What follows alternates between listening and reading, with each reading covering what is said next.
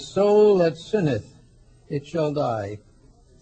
And there is another statement in another place that says, but the spirit returns to God who gave it. And the problem of the difference between these two definitions has been a confusion to theologians for a long time. Actually, according to the ancient beliefs in these matters, the soul was a vestment, the golden wedding garment, the garment that was to be worn to the wedding of the Lamb, and actually was a phase of the magnetic field of the human body. In other words, the golden wedding garment, or the soul, was a construction that arises within the magnetic field of the human aura. In other words, as the works of goodness, as the desire to grow increases, and the individual makes certain changes and improvements in his own life pattern, there are changes in the magnetic field. Gradually, there becomes a transformation, and there appears in the field a luminous quality, which represents the goodness of our hearts and minds. This goodness increases as we increase in righteousness, and in the end it becomes a luminous vestment within the magnetic field, or within the aura. And when it attains to this great magnitude, it is called the golden wedding garment. Now this is the garment of righteousness, the garment that is earned by the labors of the life. It becomes also part of the great protection which guards the individual from within himself as he increases in understanding and insight. In all practical purposes, therefore, the story of the golden wedding garment, or the soul, is the story of the visible changes in the constitution of the magnetic fields of the human body, which tells us of the unfoldment and development of the being that has that body. Also, the aura or magnetic field does manifest to some degree in the visible world.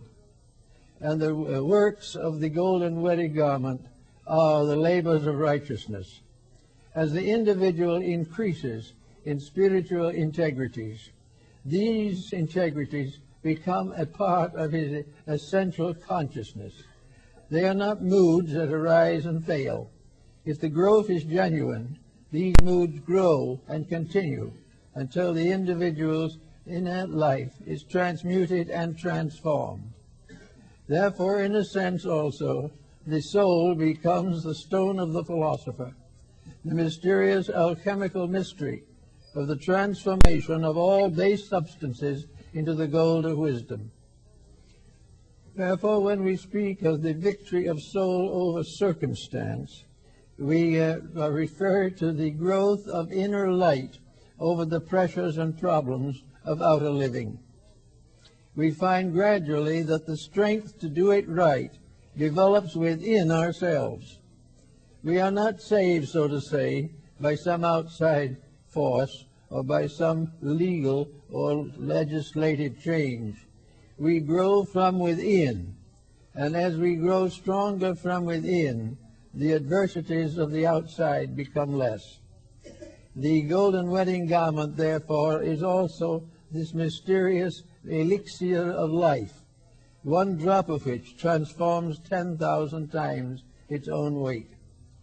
These terms, which are used in mysticism to guard the secrets from the profane, are also in a way mysteriously correct, for they represent the tremendous increase of inward power resulting from the transmutation of the base elements of life. Actually, therefore, we have to realize that under normal conditions we are of this earth earthy. We are not bad, we are not evil, we are like all other creatures. We simply are made of certain substances, and these substances gradually gain dominion over us. and we react to these pressures much as the animal does, or any of the other kingdoms of nature. But these pressures, while they are present in the human being, are balanced by a tremendous power within the human being that is not present in the other kingdoms. In the other kingdoms, this greater power is left with group spirits, or powers that protect orders of life, not individuals. With human beings, however, the protection becomes individual. This is one of the ways in which we distinguish humanity from all the other kingdoms of nature. Humanity has the power of redemption within itself, and each individual has the power of redemption within himself. He must develop this power and must strengthen it and must permit it to manifest out into his daily life.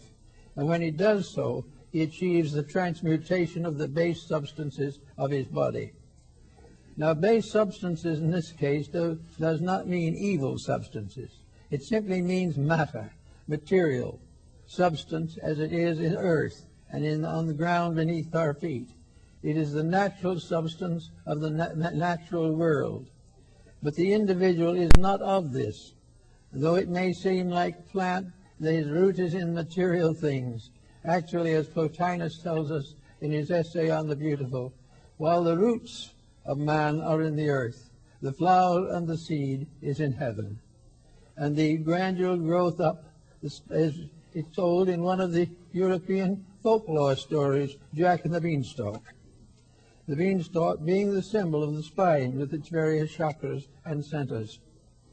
Actually, however, the soul constitutes the sum of the things we have done well.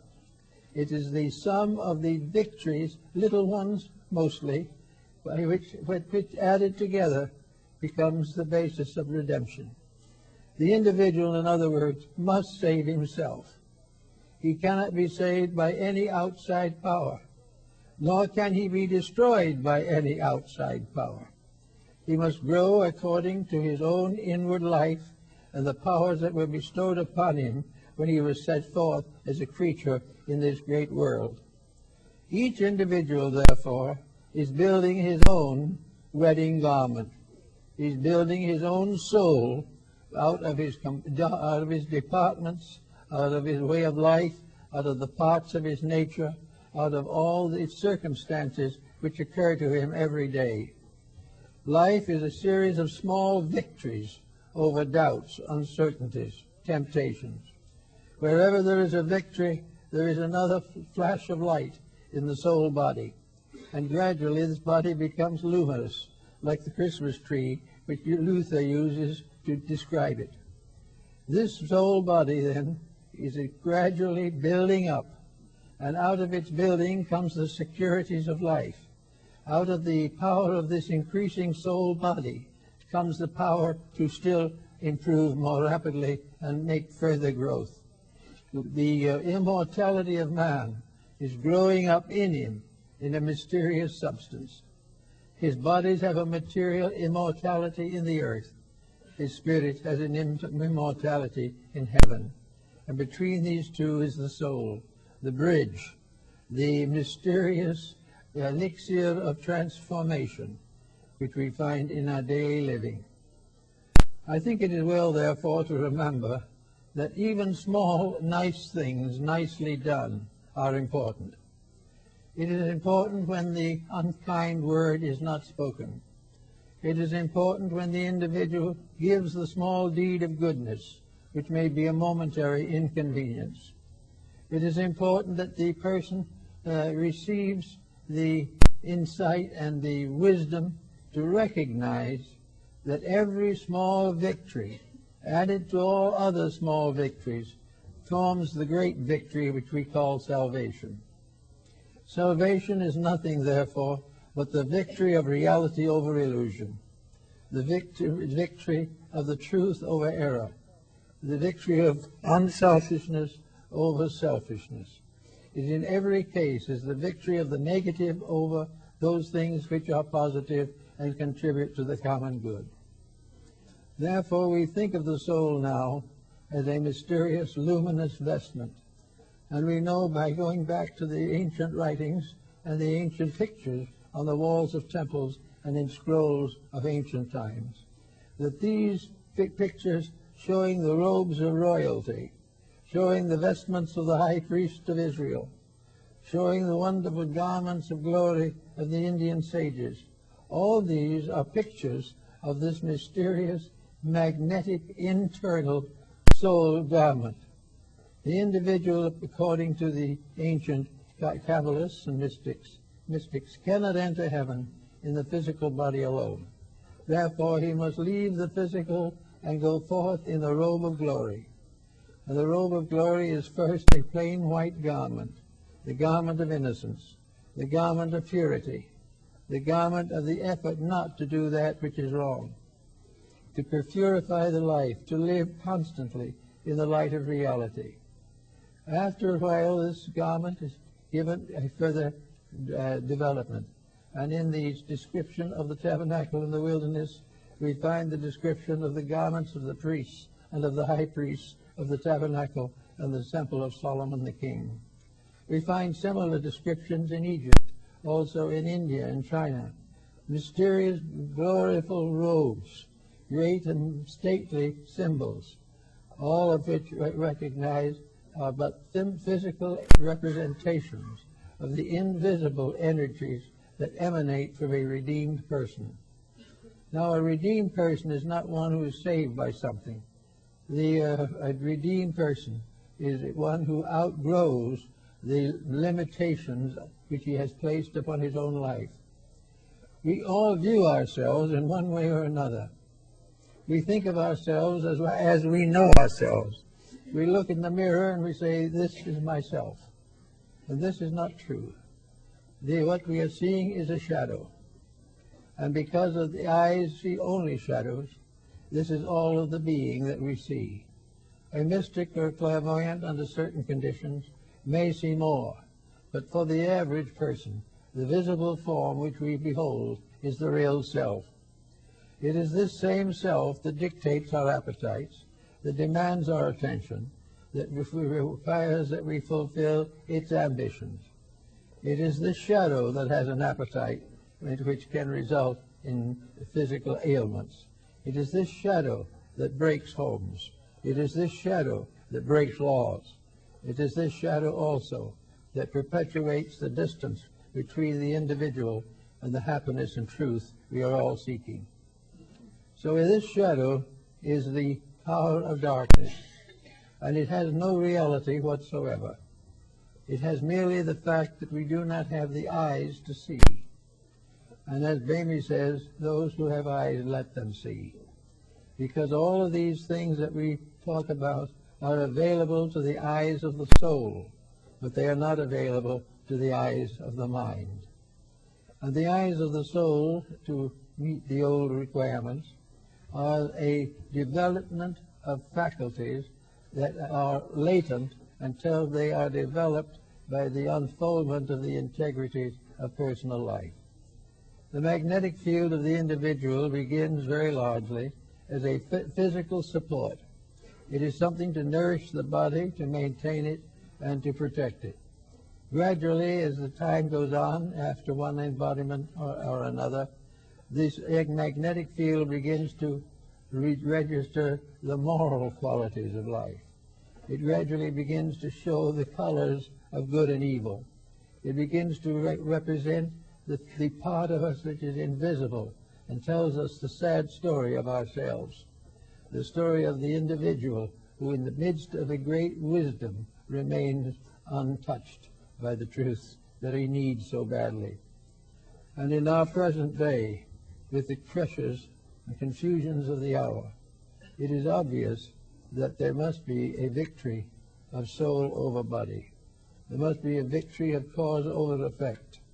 There must be a victory of realities over illusions. Now we live largely in a world of illusions, and in a sense, as we have a physical existence now, all the elements that make it up, all the habits that we have, all the institutions we maintain, the entertainment we choose, the ideas of education we keep, All of these are part of what might be called the obscuration of ignorance, and they are part of the negative individual magnetic field. While we live in the negative field, we react to the negative factors, and little by little, these negative factors destroy us, or at least they impoverish the spiritual values within ourselves, until finally, inside of ourselves, the colors and luminous forms of the magnetic field become clouded and dark and dismal. The magnetic field of the narcotics addict is a rather pathetic thing. The narcotic field of the person who has no integrities, no values, who lives upon the surface of ignorances is bad. And also, this magnetic field, being negative, perpetuates itself from within itself. And little by little, the individual who has gradually become more and more vicious finds that the viciousness increases, until finally he reaches a point where he must change or lose the values of the incarnations through which he has passed. So there comes a time in this rather strange affair when there has to be a shift between negative and positive. There has to be a movement on the part of the individual to put his own inner life in order. He's going to have to realize that there is no way of escaping the consequences of his own misdeeds. He can escape the terrors of dictators and the terrors of the clouds and sky, but he cannot escape the terrors of his own conduct. So little by little, the individual finds a pain arising within himself. The magnetic field is troubled, and in its trouble, it fails to support the personality. The magnetic field no longer personally develops, and therefore is not there to take care of health problems. The energies of the magnetic and etheric fields no longer protect the person against infections and things of that kind. Little by little, their positive power has been drained off. Little by little, every ounce of energy which they possess has been misused until there is nothing left. Under these conditions, there comes always a time in the life of the individual where he must change to survive. And it very often happens that this change for survival is not accomplished until the deathbed scene. There, before the end of everything, as far as he knows, he suddenly realizes the fundamental mistake he has made. His faith is not great enough to reveal the fact that no matter what he has done, salvation is inevitable. He must go on until he grows up to what he should be. And while he disappears out of this life, perhaps, in a very sad state, ultimate victory is inevitable. For everything that is created by the divine mind and the divine hand must come through. It must fulfill its purpose. It must achieve that for which it was intended. And so we find that the individual physically shows gradually the results of a sellout. He no longer has good health. He no longer has peace of mind.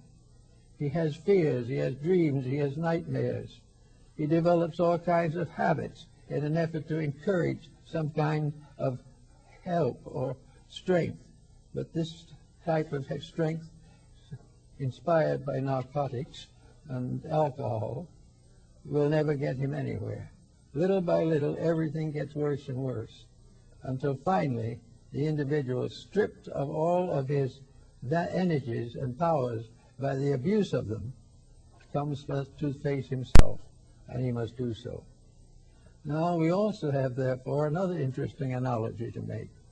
After all, the world, as we know it, is also a being. The planet on which we live is a person. Not a person as we know it, but a person as an integration of various conscious attributes sufficient to enable it to maintain its essential purpose to support life in space. Now, this planet also is subject to the results of the confusion and the misuse of power which we find around us every day. The planet has its golden wedding garment. It also has its magnetic field, its order, and its robes of righteousness. But it is also gradually damaged, just as the person is damaged, by the failure of the integrities of life. Now, in the case of the planet, it is somewhat different. The planet has a new relationship, and that relationship is as a host, or as we might say, a guardian or a parent over forms of life which develop and unfold within it. So that the planet itself is really a place for things to grow and live and develop. Now, when these things that are put here to live and grow and develop go bad, when little by little all of the opportunities that have been given by nature are perverted and misused, then the earth becomes ill. It becomes incapable of fulfilling its proper destiny. It cannot do for us the things that it should do, because we have drained away all of its resources in misuse. We have exhausted its strength, its beauty, its wisdom, its love, all of these things, until there is nothing left. And we have only bodies, empty bodies, with empty minds. And in those moments of great decision, the laws of life move in. The law says it is not possible to fail. There can be delays, there can be mistakes, but in the long run, things must come through. That which is created by the divine power will never rest until the divinity within it gains supremacy over all the rest. And so we have what we might call emergencies. These emergencies are wars, pestilences, they're health problems, weather problems, earthquakes, all kinds of indications of trouble. They correspond very closely with the nervous breakdowns of individuals. They have their parallel in the ulcers and the abscesses that torment us. They also, as we sweep through the sky, they have the migraines that are in space also. In other words, a sick planet is more or less revealed in the sickness of things that live upon it. And those things that live by sickness and live on a sick planet must be corrected. They cannot be allowed to go until they destroy. It is possible, according to the ancient writing, for a race or a nation to vanish from its own misdeeds. But the life in that nation cannot vanish. The powers of living and growing go on, and there is not one single fallen angel that must not be redeemed. And so gradually, those things that fail utterly fade away, and in their place come new things in which there is a greater amount of integrity. We are on such a step at the moment. Today we are facing again the result of continual abuse of resources. We are in the same position as the old alcoholic who has continually gone on drinking until he has nothing left but ulcers and pain. Years ago in the Klondike, there was a successful gold miner who found it rich and lived riotously for a couple of years and got very ill. And the little puny doctor up there said, "There's only one thing for you to do, get to Mayo Brothers and let them take care of it." So he went to Mayo Brothers, and they took out 2/3 of his stomach. And they said to him, "If you live on milk toast for the rest of your life, you can have quite a few years yet." And he was so delighted that he went home, and on his arrival staged a banquet for all his friends. They all got beautifully drunk together, and the next morning he was dead. Now this is symbolic of the way things go, and it is symbolic in a way of the plans of nature, which are very simple, very obvious, but have strange truth behind them, an inevitable fact that you have to obey or else. Now when you find a country or a world as it is today, it is the same thing in nations and in planetary populations as it is in towns and in our private homes. Always where there is something wrong, the inner life of the person is injured. And this golden wedding garments, this soul body, which we are gradually building up, is damaged and delayed and frustrated by the excesses of a poor and unthoughtful generation. We have every possible way to understand this. We have it every day. We have it in every newspaper. It comes to us every time we turn anything. This troubled world. But what the records do not necessarily tell us is the troubled individuals. The persons we know in the same block, possibly under the same skin, we do not recognize as passing through the same kind of crisis. The crisis in the person becomes the crisis in the race. And those mysterious powers that destroyed the lost Atlantis are gnawing at the roots of our civilization. Everywhere there has to be integrity, or in time, when it becomes obvious that the individual or the group will not redeem itself, then it is put away and another takes its place. But that other is the same one with a new chance, a new opportunity, and a new environment, but usually a more strenuous lesson. So in the study of all these things, we sometimes also say to ourselves, why should we try to improve our natures?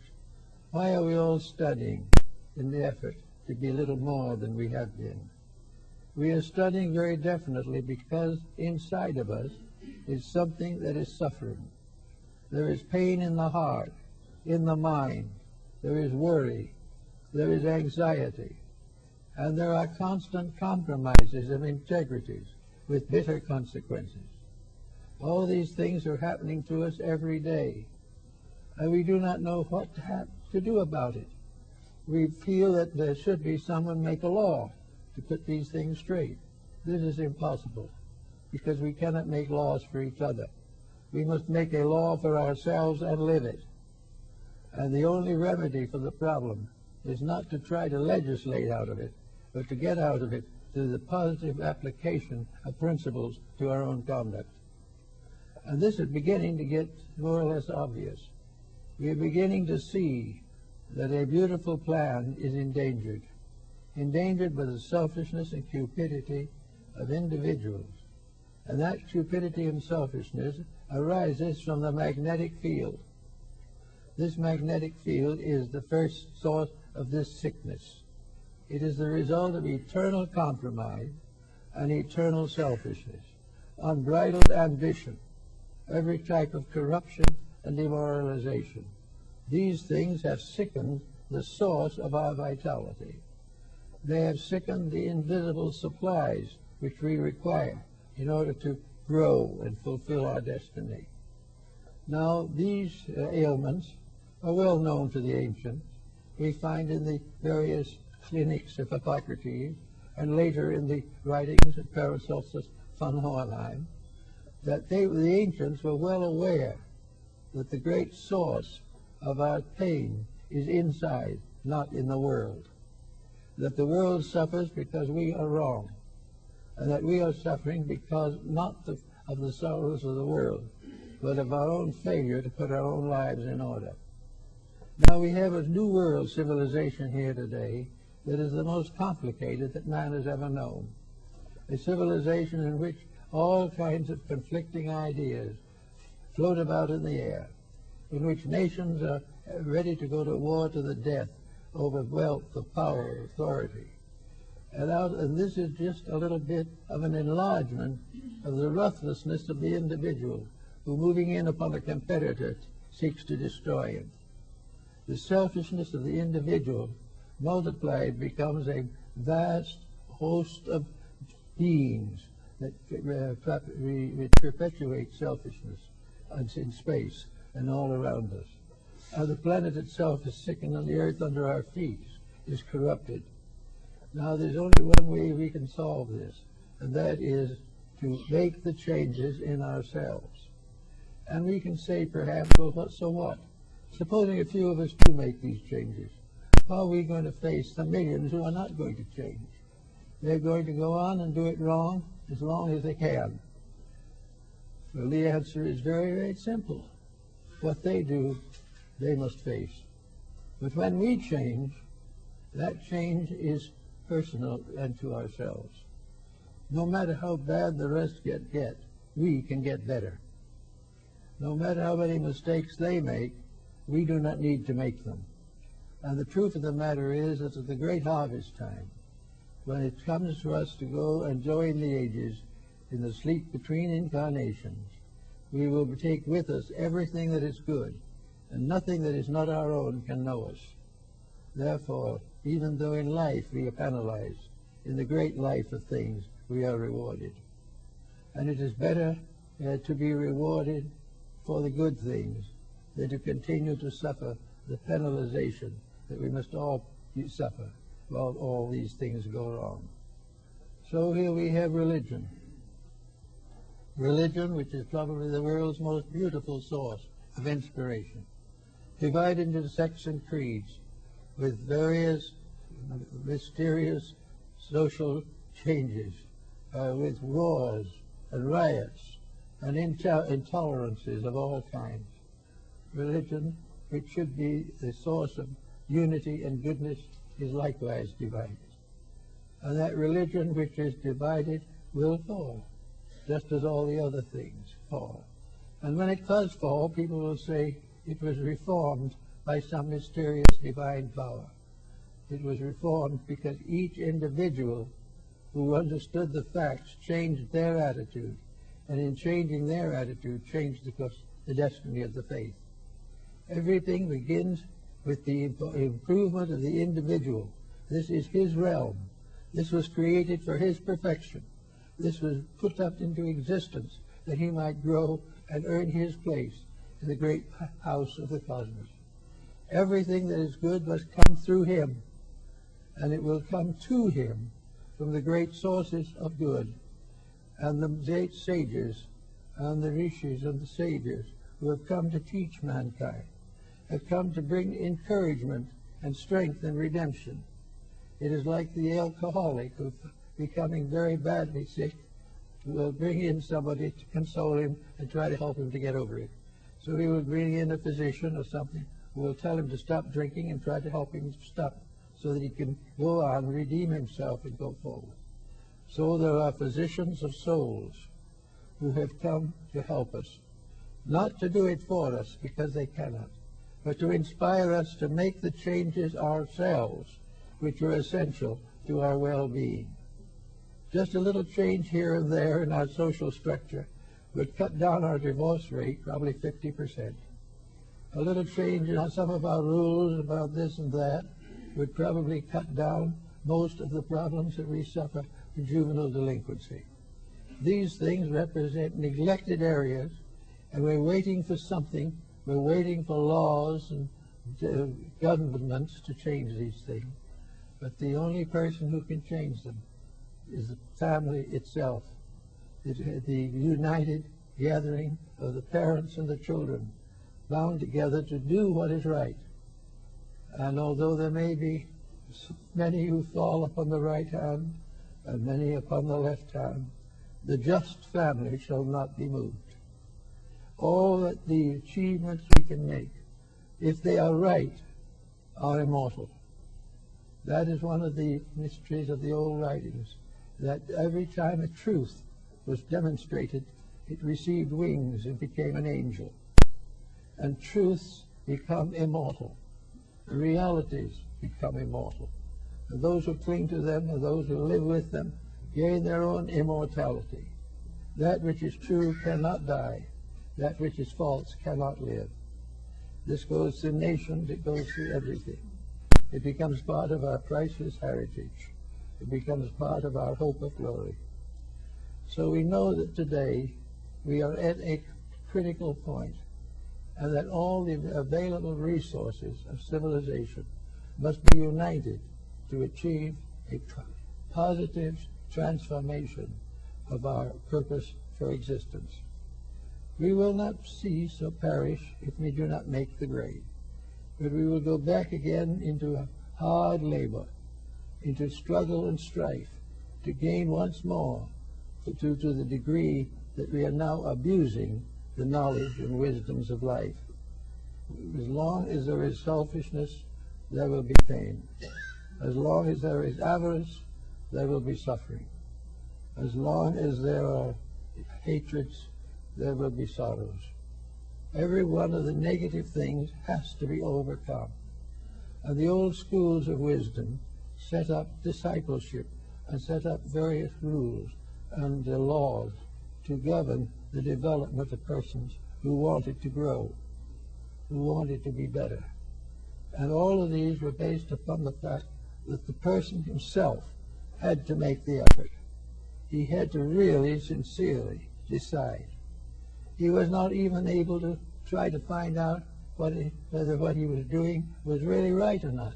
He had to decide that for himself. But he was right. He grew in wisdom and understanding. If he was wrong, he did not. If he did not grow, he had to try again. Everything has to come out of the sincere effort to attain victory over the self-centeredness and indifference that we find. We are now talking a great deal about the fun generation. There's only one thing about it that seems to be important, and that is there isn't much fun. Very little. And there will not be much fun as long as this is the fun generation, because the effort for fun is not controlled by anything. What is fun? Mostly extravagance, much immorality, and all kinds of competitions and mistakes in labor and work. The entertainment field, all these things are called fun. And I can assure you from watching a little television now and then that the fun in television is not very much. In fact, I hadn't heard a good comedian on there in years. Because good comedy has to be honest. It has to be true, and it has to be good, as Mark Twain pointed out. And what we call comedy is a snickering sort of thing. It's never going to be any good. And yet we spend hundreds of hours in front of these boxes, taking on the murders and the selfishness of our time. And we try against that to take this little seed of immortality in ourselves and expect it to survive this constant and continuous bombardment of negative factors. Each person can have his own way. Now I know, for instance, over a long period of time, I was interested in having a little fun. After all, working with heavy problems can be rather heavy.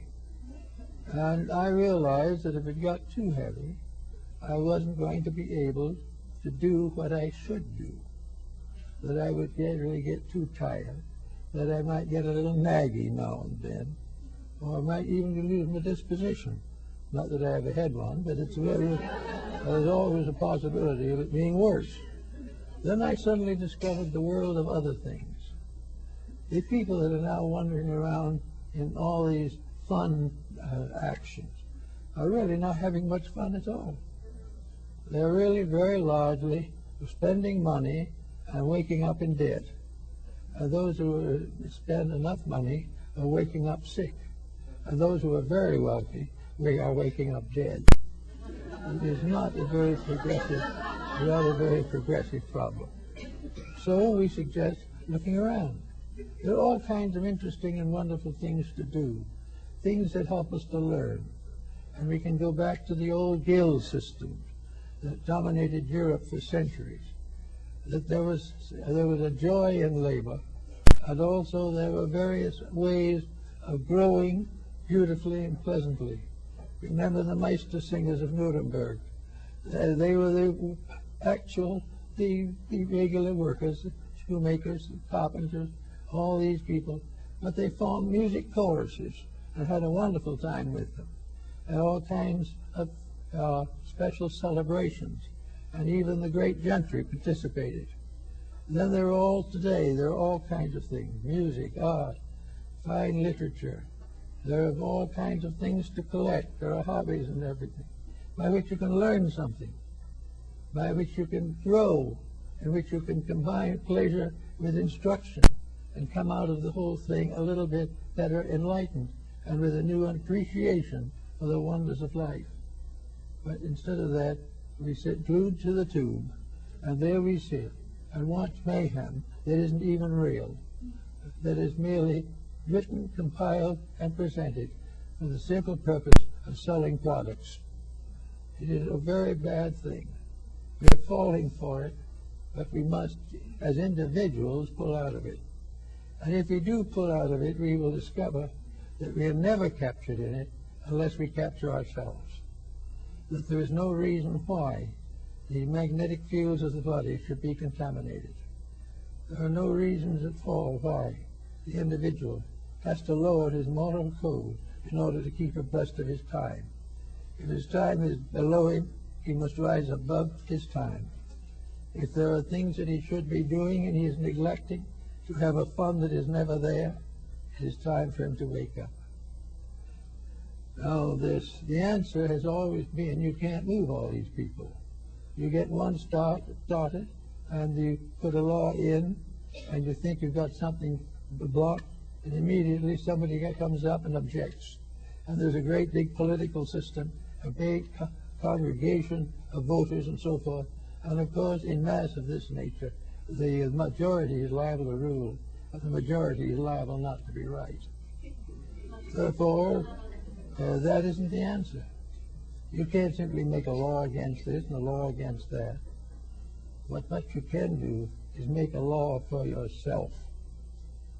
And I believe it was Woodrow Wilson who said on one occasion, it is better to fail in a cause that must ultimately win than win in a cause that must ultimately fail. And we have this problem on our hands today. We are mixed up in a cause that must fail. And we cannot necessarily depend upon others to see it our way. But we can try in every way possible to contribute nothing to the decay of life. Do everything that we can to make it better. Do everything that we can to make ourselves more fit for the job that is ours. If we could see the invisible structure of man, the tremendous amount of vibratory power there, the ages that were necessary to build all these bodies and vibrate them and vitalize them so that we could produce a standing, thinking, feeling creature that had within itself the germs of its own immortality. We have all these things, but we have not kept faith with them. And because we have not kept faith with them, we must now go back and start over. And we cannot be blamed for doing what is right ourselves. And if the world doesn't like it, it won't bother us, because we are only one person. But that one person being right is the secret of the beginning of righteousness. For in ancient times there were a few who were the great souls that led. Today we are in a different world. We are now in a world in which great souls must arise from the common people of the earth, and in so doing will make the simple laws of humanity dominant over the artificial laws and practices of our generation. I think we have to therefore recognize that it is our part to build this soul body, that it is within our right and our privilege to control the development of our own inner lives. Although all others may be unhappy, we may still be a little unhappy. But if we are doing the best that we can, there is a certain reward. A good deed is a prayer. A bad deed is a curse. We've had too many curses and not enough prayers. And a prayer for good is in the simple things we do to help a person in trouble, to help our own children to stay within the principles of integrity, to start them out right and not allow them to follow in the ways of our own slipshod behavior. Everything that we can do as an individual, we can do without much probability of being punished for it. Whereas most of the things we are doing now, punishment is inevitable and obvious. Let us try doing it right. Let us try to be one with progress, one with the law. And in the mysterious wedding of the Lamb, which is described in the book of Revelation, and which is part of our Christian heritage, those who attain the golden wedding garment come as great hosts of souls, luminous and beautiful, to attend the marriage of the Lamb. And this is the idea of it all. The marriage of the Lamb is simply the union of the individual soul with the world soul, and the return of the individual spirit to the Spirit which is all spirit, always and forever the guiding power of life. We do not know where life is going exactly. We know where it will go for a time at least, if it doesn't change its ways. But we do not know what lies ahead for the human being. But all of the great teachers of the world have given us a radiant, glorious picture of that which is waiting us. They've all given us the vision of that which comes to those who transcend the errors and follies of their times. And we have been given several great religions, which may differ in the names they are given, but are essential and identical in their teaching, that it's only those who live the life that can ever know the doctrine. So in little ways we can start living it, and in living it little ways we will grow in righteousness.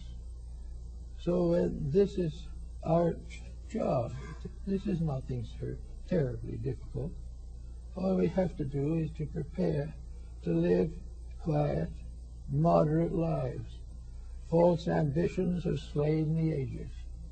The glory of Alexander is gone. Caesar is dead at Pompey's Polo. Hitler and Mussolini have gone their way. All of the great dictators have left, and left nothing behind but monuments to sorrow. Little dictators have the same fate. Those who create a business and then bankrupt it for profit. All kinds of efforts to grow rich over the poverty of others. All of these things are part of a way of life that has come to too many people now. A way of life that has resulted in the fact that our ingenuity has outstripped our integrity. We can invent many things, but we do not know how to use them. And that which we do not use, we will abuse. Once upon a time, there was a Roman who, digging in his garden, found a pot of gold. And he wrote a letter to the emperor. And he said, I have found a pot of gold. What shall I do with it? And the emperor wrote back and said, use it. And the man wrote again to the emperor and said, Sire, I do not know how to use it. And the emperor replied, then abuse it. And that is exactly what happened. We have so many ways of getting things, but not very many good ways of using them. To have a thing means to power, when in reality it is an opportunity to grow. And unless we make more use of these opportunities, things are going to get worse. Now we face a few years and a great transition. There is bound to be a major change. We're asking for it. Or if we're not asking, we're acting for it. We are demanding it. And out of this is coming some very interesting things. It isn't all bad news. There are some tremendous efforts being made now. People are growing as they haven't in a long time. There's a certain and definite reason for believing that the individual is beginning to know that he is not something with a free will in space, but that he is a creature under law, and that this law is a law of wisdom and mercy. As more and more the individual is becoming aware that out of his own integrity must come his own salvation. Realizing this and living accordingly, we can make a very powerful and positive contribution to the future of our people. There's no reason why we cannot do something every day to justify the belief that we are really working for a good cause. Now, as we here are trying to do a little something to help out as much as we can, we are most grateful for the wonderful help we have received. And we suddenly discover that in our own little world, there are people who want to live well, who want to do better, who want to think better, who want to add something to the substance of life. They are tired of the bridge party and the drink fests. They are tired of the waste and luxury and the morning after. And they are more and more hurt by the ravages of narcotics. And now morality has come in, and the sicknesses of immorality weigh heavy upon the race. We are amidst of great evidence of being wrong. And we are also well shown what is right. This is the dedication of some part of our life to usefulness. It is to maintain the things. We have now great emphasis upon freedom, upon individual rights. The individual has the feeling that he is perfectly justified in walking out on his family, deserting his friends and turning against his nation simply because he must be free. What is freedom? To him, freedom is the gradual building of a cage which once it captures him, he is worse enslaved than in any other way. Freedom is really a form of self-slavery for most people. It is the individual putting his own likes and pleasures ahead of the common good and his own well-being. So these answers are not practical in our time. And we're looking around and we're seeing the gradual development of religion in a new way. We are coming closer and closer to a unity of faiths, which will be a tremendous step in the right direction. We are also coming to realize that religion is not simply attending a place of worship. It is bringing the truths of life into the home, into the family, and into the business. The real religion is in the shop, in the house, in the school, in the hospital, in the courts. Religion is not something to talk about theology. It is to live the golden rule, to keep the 10 Commandments, to realize that regardless of all our sophistication, we will never be able to outgrow the Decalogue or the Sermon on the Mount. These are inevitable and eternal fixtures. We can break them, but we suffer. We can keep them, and we will get well. And this is something each person does for himself. He does not do it because his neighbor has done it, or because the community is doing it. Maybe he hopes it will. But even if the community is doing it, unless it is a personal dedication of his own, it will not bring an end to his own misunderstandings and misuses of power. So we hope that everyone will remember a little bit that this golden wedding garment is also, according to St. Paul, the garment of divine love. It is love rising triumphant. It is the proof that when we really, sincerely love, we serve. And when we really, really love, we give. And when our emotions are false, we take. So in this we have also the inspiration that for most people, love has been made a stranger. We hardly even love our own anymore if they interfere with our ambitions. We will desert those nearest to us if they hamper our freedom. Everything must be freedom. But no human being who is ignorant is free. And no human being who can be free, who holds immoral, unethical, or materialistic institutions as important. We all have to recognize that freedom is the privilege to be right, and that this privilege belongs to us all, and the reward of it is freedom from the disasters of our mistakes. And there is no way we could ever win this battle. Look at the sky. Look at the stars. We can run a long time before we can rule them, or go out and even explore them, or take a chance to visit one of them without imperiling our own lives.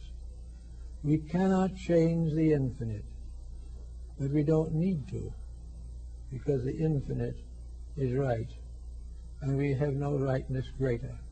And the infinite is infinite love, infinitely manifested throughout infinite time and infinite space. And in this divine love we live, and as we live it, gradually it moves into us and becomes this radiant body of the soul.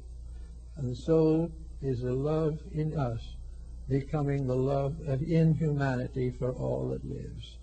And when we have developed this and become part of a universe of love, we will have no more worry over the sins of the flesh.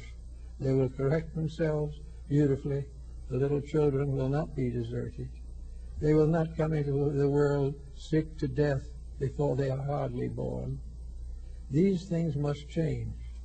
A genuine regard coming from within ourselves will not only help this, but when we begin to practice this, the light of the soul inside of us will grow brighter and brighter until soul power becomes master over all the brute force of the world, as it was mentioned by Mohandas Gandhi, so that all things are safe only when love makes the rules.